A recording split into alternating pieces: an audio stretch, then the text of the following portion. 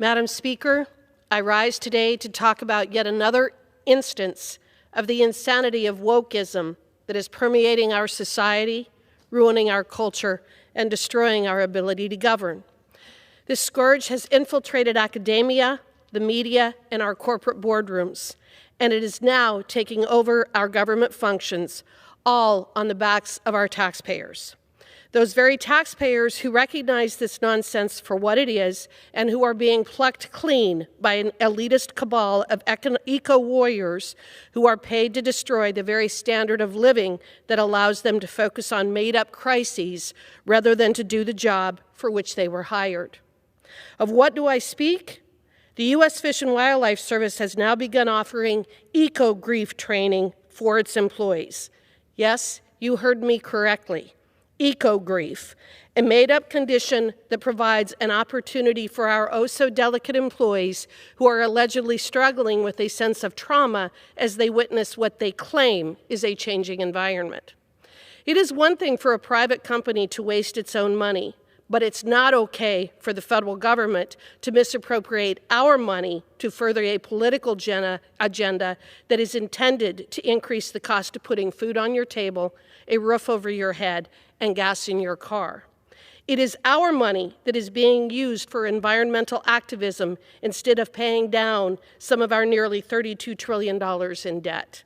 It is our money that is being used to convince people that the United States is evil, despite the fact that we have lifted more people out of poverty, provided a better standard of living, and provided more opportunities for more people than any other country in the history of mankind, while at the same time using and managing our natural resources in a way that protects our environment and our sovereignty. Ecogrief is admittedly a smaller budget item than many other woke programs. That, however, is no reason to ignore what it portends, as it is just the latest made-up malady and another part of a larger-scale assault on both common sense and American energy. Biden's administration has gone to war on our energy industries by blocking the extraction, development, transport, and use of our abundant and clean fossil fuels. In other words, those energy resources that actually work, such as coal, oil and gas, and uranium. They seek to make us energy paupers, thereby forcing the United States to beg other countries for the resources that we need to power this country and our economy. Permitting is now longer, more complicated, more expensive, and designed to limit new energy development and production throughout every step of the process. Oil and gas leases have declined by 97% compared to this point in Donald Trump's presidency. Despite Biden irresponsibly tapping into our strategic petroleum reserves, gas prices remain stubbornly high, and natural gas, a major source of home heating for half of America, is expected to increase by 25%. Coal provides a quarter of America's energy. It is critical to manufacturing and is vital to not only my state of Wyoming, but to anyone who wants to ensure access to clean and affordable energy. It is under constant attack by the ever-increasing and more restrictive rules issued from on high by the unelected bureaucrats in Washington, D.C.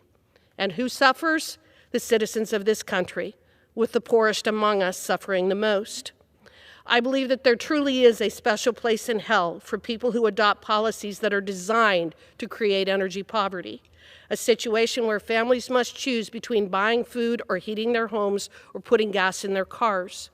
This will be one of Biden's lasting legacies, shared misery for everyone except the liberal elite.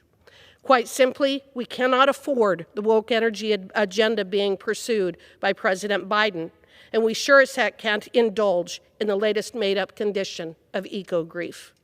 But while it may seem that we are in a hopeless situation with a nonstop cycle of bad policies coming out of D.C., we cannot give up.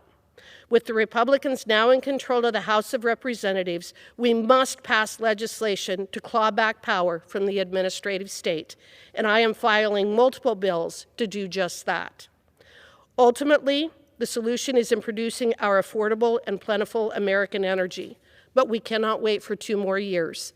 Our citizens need relief now. I hope that everyone in this chamber will join me in fighting against Biden's war on energy. We must call out the nonsense and remind these unelected bureaucrats who they actually work for. the American citizens who have no interest in paying for their counseling.